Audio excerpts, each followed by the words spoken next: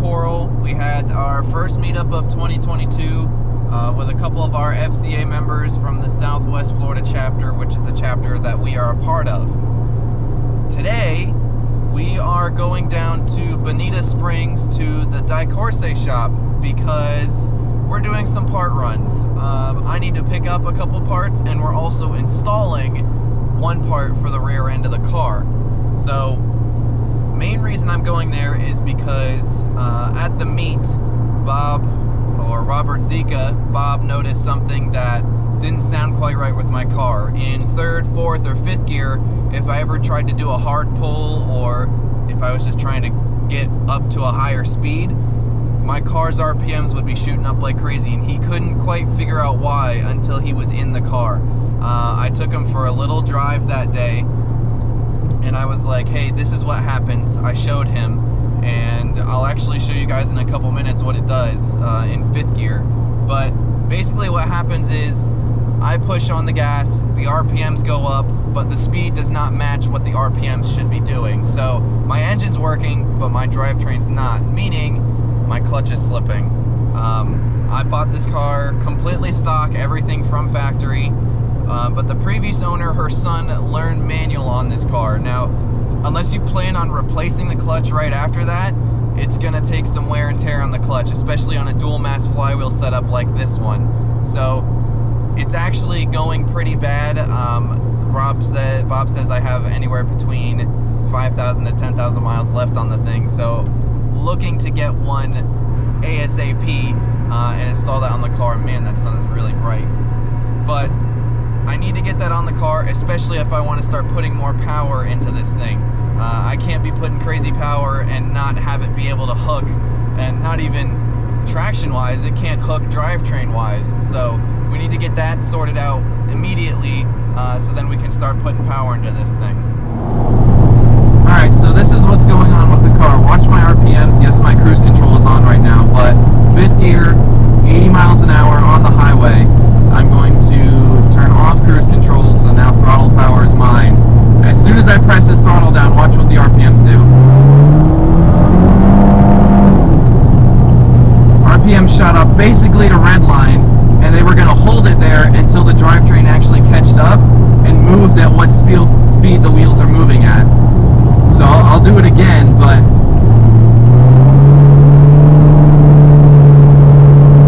see how it wants to go farther, but the clutch is just barely hooking.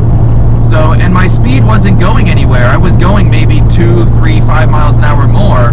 So that is a sure indicator that the clutch is slipping really bad, because you push on the gas, you kind of floor it, and it doesn't really go anywhere. Your RPMs are going like crazy. Your engine's working super hard to try to push you to a higher speed, but because your clutch isn't sticking, it's not gonna do it. So, watch, I'll do it one more time. I mean, I'm barely getting towards 85. And then when I let off the gas, you can kind of see how the RPMs shoot back down to where the wheels are actually moving at, and what RPM that the engine is working at. So that's our issue. That's what we're going to see Bob to kind of figure out, and hopefully we'll get a good solution for it. Yeah, so that's what the clutch does. So obviously that problem needs to be fixed. Now, I'm not completely sure what Bob thinks is best for the car. Probably something not factory, especially if we want to throw more power into this thing. We're going to need something to be able to hold that power. So I know he has a few options. I mean, I know he can switch over to a single mass flywheel and all that, but those are for cars that want 300 plus horsepower, and I don't think I would ever want to get there, because then it's not enjoyable as a daily driver, because you have so much power, so much torque all the time. So this is a daily, it doesn't need to be crazy power. Do I want to get up to 200? That would be nice. 200 will be my top number. I'm totally good with keeping it there. So he has a couple other clutch options. I know there's like an upgraded, similar OE style clutch. It still uses the same dual mass flywheel setup, and it just gives me the upgraded clutch and pressure plate. So, oh, and the throwout bearing, because I do need that. So I might end up doing that one, but we'll see. So we're almost to Di-Corse, so we'll check in when we get there to install the new and fun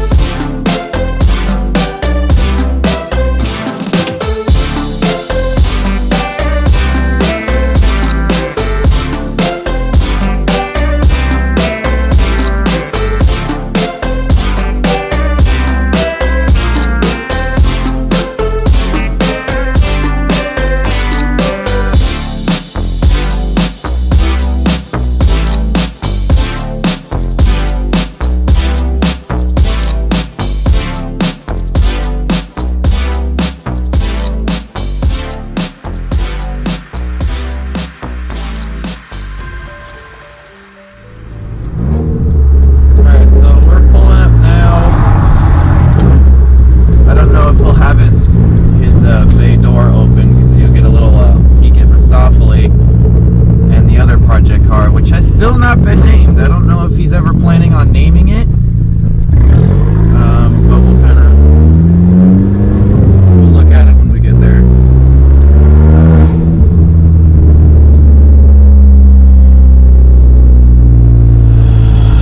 So he's just tucked back in here, which is actually, it's a really nice shop. It's got a lot of space. I mean, he can easily fit, yes, our cars are small, but he could easily fit 6 of our cars in here with no problem. So it's not exactly a small shop, but we'll get on the inside. We'll be looking at some parts. And welcome back to DeCourse. I'm here with Bob. Bob, say hi. Hey. So he's working on just filling out orders because, you know, he's a busy man. He runs an online company. But today we're here because we are installing rear camber plates. So these will push out the rear camber a little bit. It'll be about 2¼ inches, 2.5 degrees after, because the factory actually comes with about a full degree. So we're going to install this on the car today. Currently working on this side right now, and they sit right back here. So they're actually going to slot right behind here, and it'll push out because it's a tapered shape all the way down. So it'll push it out, get the camber it needs, and it'll be good for a good setup that helps with traction and just keeping the car planted. You'll definitely be able to feel a difference after these are on the car. So, all right, so here's the first plate. I just felt like jumping through and not really sitting talking about it. So that first plate is in there. It's that nice gold piece, shiny new against all this ugly, nasty crap that's been sitting there. So that'll push out the camber, and it'll be really nice. It'll be a good stance. So we'll move on to the next one, and we'll get right to it. All right, car's back down. We did both sides, and you can already see the difference that makes. This is straight. That's what that camber is. So it's about 2.5 inches, and that keeps that rear wheel locked down, especially when you take into turns in the body roll, and that'll push that wheel down. That'll give you the nice traction and grip you need to go around corners and take them at speeds as opposed to trying to slow down. So this will definitely help the handling of the car. So that'll come in the long run when we eventually add more power. But first thing we got to do is fix our clutch situation, and then we can add more power on top. All right, we put the camber plates on, and we took a little test drive around the little plaza that he's in. Holy cow, I never thought something so small as a tiny plate like that would have such a big impact. This thing handles way better. It's not even spaced out. It's not even tracked out. It's just literally 2 camber plates on the rear end helped this thing tremendously. The rear end felt way more planted. Every turn I took, I could take it at speed. I didn't have to slow down crazy amounts. I could take it at speed, and it was perfectly planted on the ground. It wasn't going anywhere. The rear end didn't want to lose it. Full traction all the way around. These camber plates are well worth it. If you ever want camber plates, go to DeCourse, go see Robert Zika. He will get you hooked up. He sells great quality parts at, yes, they're a little more expensive, but that's because of the quality from Italy. So he's got really good parts if you want to do anything with your car, camber plates. He's got a new big turbo kit. He has front camber bolts that are coming in new. He's got even all the way down to TPMSI sensors telling you, hey, your tire pressure is this. So he has everything you need. He has all the track parts, and he has all the performance parts. He's got everything you need, and at a really good price for the quality that they are. So you ever want parts for your Fiat or your Abarth, go check out DeCourse and Robert Zika, and he will get you hooked up. But yeah, that was today. We ended up deciding that we're going to do a upgraded dual mass flywheel, upgraded dual mass flywheel and clutch package. So we're going to be basically going over just taking the trans out, and we're going to install the new clutch and everything like that. So that will be a good video to come out. That's going to be in probably about 4 or 5 weeks. But that really will help the car, and then eventually we get to add more power on top of it. So look forward to the next video, and I'll see you guys in the next one.